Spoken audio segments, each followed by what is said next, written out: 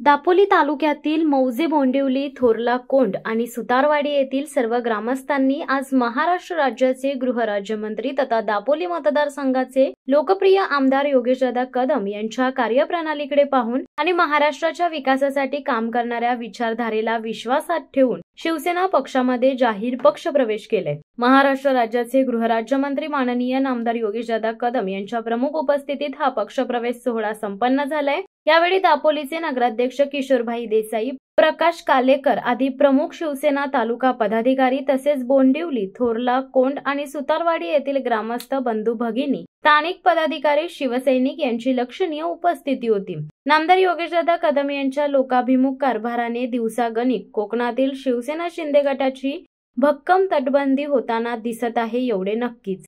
शिवसत्ता टाइम्ससाठी देवेंद्र मोरे, दापोली। दे धडक बेधडक वृत्त देणाऱ्या आपल्या शिवसत्ता टाइम्स न्यूज चॅनलला लाल बटन दाबून सबस्क्राईब करा आणि बेल आयकॉनला क्लिक करायला विसरू नका।